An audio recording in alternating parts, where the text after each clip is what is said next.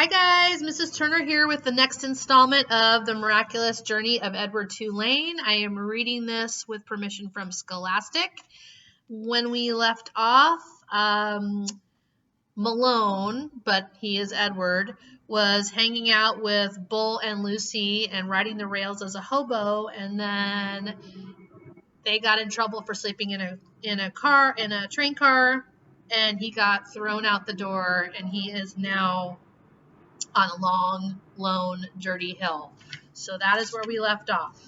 Chapter 15. In the morning, the sun rose, and the cricket's song gave way to bird song, and an old woman came walking down the dirt road and tripped over Edward. She said. She pushed at Edward with her fishing pole. Looks like a rabbit, she said. She put down her basket and bent and stared at Edward. Only he ain't real. She stood back up. She said again. She rubbed her back. What I say is there's a use for everything and everything has its use. That's what I say. Edward didn't care what she said. The terrible ache he had felt the night before had gone away and had been replaced with a different feeling, one of hollowness and despair.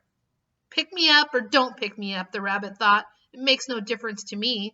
The old lady picked him up.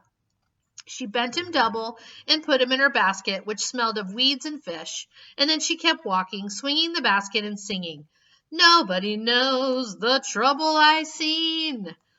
Edward, in spite of himself, listened. I've seen troubles too, he thought. You bet I have, and apparently they aren't over yet. Edward was right. His troubles were not over. The old woman found a use for him. She hung him from a pole in her vegetable garden. She nailed his velvet ears to the wooden pole and spread his arms out as if he were flying, and attached his paws to the pole by wrapping pieces of wire around them. In addition to Edward, pie tins hung from the pole. They clinked and clanked and shone in the morning sun. Ain't a doubt in my mind that you could scare them off, the old lady said. Scare who off? Edward wondered. Birds, he soon discovered. Crows. They came flying at him, cawing and screeching, wheeling over his head, diving at his ears. Go on, Clyde, said the woman. She clapped her hands. You got to act ferocious. Clyde? Edward felt a weariness so intense wash over him that he thought he might actually be able to sigh aloud. Would the world never tire of calling him by the wrong name? The old woman clapped her hands again. Get to work, Clyde, she said. Scare them birds off. And then she walked away from him out of the garden and towards her small house. Here is a picture of him. He's now like a scarecrow, but he's a scare rabbit. The birds were insistent. They flew around his head. They tugged at the loose threads in his sweater. One large crow in particular would not leave the rabbit alone. He perched on the pole and screamed a dark message in Edward's left ear. Caw, caw, caw, without ceasing. As the sun rose higher and shone meaner and brighter, Edward became somewhat dazed. He mistook the large crow for Pellegrina. Go ahead, he thought. Turn me into a warthog if you want. I don't care. I'm done with caring. Caw, caw, said the Pellegrina crow. Finally, the sun set, and the birds flew away. Edward hung by his velvet ears and looked up at the night sky. He saw the stars, but for the first time in his life, he looked at them and he felt no comfort. Instead, he felt mocked. You are down there alone, the stars seemed to say to him, and we are up here in our constellations together. I have been loved, Edward told the stars. So, said the stars, what difference does that make when you're all alone now? Edward could think of no answer to that question. Eventually, the sky lightened and the stars disappeared one by one. The birds returned and the old woman came back to the garden. She brought a boy with her. And there he is. Chapter 16. Bryce, said the old woman, get away from that rabbit. I ain't paying you to stand and stare. Yes, ma'am, said Bryce. He wiped his nose with the back of his hand and continued to look up at Edward. The boy's eyes were brown with flecks of gold shining in them. Hey, he whispered to Edward. A crow settled on Edward's head, and the boy flapped his arms and shouted, Go on, get! And the bird spread his wings and flew away. Bryce, shouted the old woman. Ma'am, said Bryce. Get away from that rabbit. Do your work. I ain't going to say it again. Yes, ma'am, said Bryce. He wiped his hand across his nose. I'll be back to get you, he said to Edward. The rabbit spent the day hanging by his ears, baking in the hot sun, watching the old woman and Bryce weed and hoe the garden. Whenever the woman wasn't looking, Bryce raised his hand and waved. The birds circled Edward's head, laughing at him. What is it like to have wings? Edward wondered. If he had had wings when he was tossed overboard, he would not have sunk to the bottom of the sea.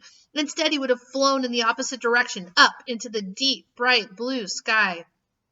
And when Lolly took him to the dump, he would have flown out of the garbage and followed her and landed on her head, holding on with his sharp claws. And on the train, when the man kicked him, Edward would not have fallen to the ground. Instead, he would have risen up and sat on top of the train and laughed at the man. Caw, caw, caw! In the late afternoon, Bryce and the old lady left the field. Bryce winked at Edward as he walked past him. One of the crows lighted on Edward's shoulder and tapped with his beak at Edward's china face, reminding the rabbit with each tap that he had no wings, that not only could he not fly, he could not move on his own in any way. Dusk descended over the field, and then came true dark. A whippoorwill sang out over and over again, "Whippoorwill! Whippoorwill!" It was the saddest sound Edward had ever heard. And then came another song, the hum of a harmonica. Bryce stepped out of the shadows. Hey, he said to Edward. He wiped his nose with the back of his hand, and then he played another bit of song on his harmonica. I bet you didn't think I'd come back, but here I am. I came to save you. Too late, thought Edward, as Bryce climbed the pole and worked at the wires that were tied around his wrists. I am nothing but a hollow rabbit. Too late, thought Edward as Bryce pulled the nails out of his ears. I am only a doll made out of china. But when the last nail was out and he fell forward into Bryce's arms, the rabbit felt a rush of relief, and the feeling of relief was followed by one of joy. Perhaps, he thought, it was not too late, after all, for me to be saved. Chapter 17.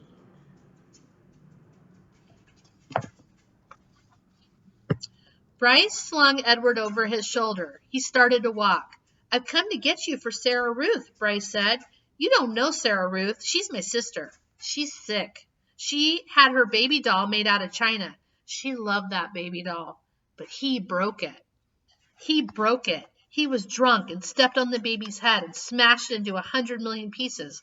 Them pieces were so small, I couldn't make them go back together. I couldn't. I tried and tried. At this point in the story, Bryce stopped walking and shook his head and wiped at his nose with the back of his hand. Sarah Ruth ain't had nothing to play with since. He won't buy her nothing. He says she don't need nothing. He says she don't need nothing because she ain't gonna live. But he don't know. Bryce started to walk again. He don't know, he said. Who he was not clear to Edward. What was clear was that he was being taken to a child to make up for the loss of a doll. A doll. How Edward loathed dolls, and to be thought of as a likely replacement for a doll offended him. But still, it was, he had to admit, a highly preferable alternative to hanging by his ears from a post. The house in which Bryce and Sarah Ruth lived was so small and crooked that Edward did not believe, at first, that it was a house. He mistook it instead for a chicken coop. Inside there were 2 beds and a kerosene lamp and not much else. Bryce laid Edward at the foot of one of the beds and then lit the lamp. Sarah, Bryce whispered. Sarah Ruth, you gotta wake up now, honey. I brung you something. He took the harmonica out of his pocket and played the beginning of a simple melody. The little girl sat up in her bed and immediately started to cough. Bryce put his hand on her back. That's all right, he told her. That's okay. She was young, maybe 4 years old, and she had white blonde hair, and even in the poor light of the lamp, Edward could see that her eyes were the same gold-flecked brown as Bryce's. That's right, said Bryce. You go on ahead and cough. Sarah Ruth obliged him. She coughed and coughed and coughed. On the wall of the cabin, the kerosene light cast her trembling shadow, hunched over and small. The coughing was the saddest sound that Edward had ever heard, sadder even than the mournful call of the whippoorwill. Finally, Sarah Ruth stopped. Bryce said, You want to see what I brung you? Sarah Ruth nodded. You got to close your eyes. The girl closed her eyes. Bryce picked up Edward and held him so that he was standing straight like a soldier and at the end of the bed. All right, now you can open them. Sarah Ruth opened her eyes, and Bryce moved Edward's china legs and china arms so it looked like as if he was dancing.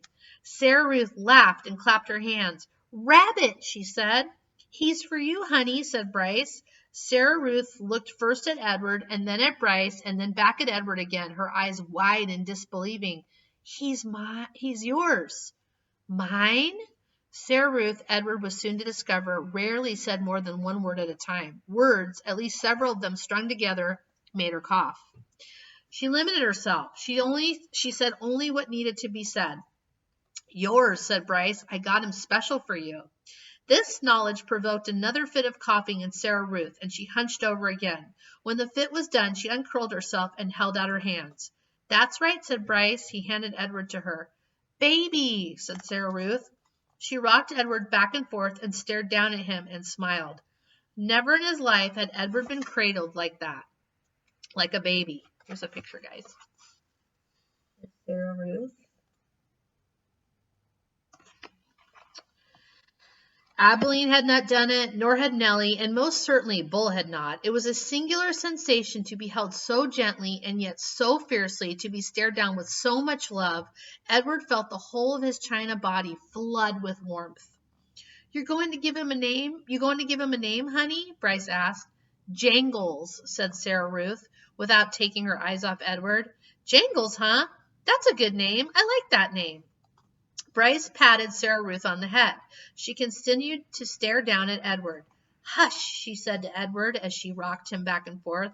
From the minute I first seen him, said Bryce, I knew he belonged to you. I said to myself, that rabbit is for Sarah Ruth for sure. Jangles, murmured Sarah Ruth. Outside the cabin, thunder cracked, and then came the sound of rain falling on the tin roof. Sarah Ruth rocked Edward back and forth, and Bryce took out his harmonica and started to play, making his song keep rhythm with the rain. And we are going to stop right there. I hope you guys are enjoying this book. As you know, it's my favorite. All right, have a good afternoon. Bye, guys.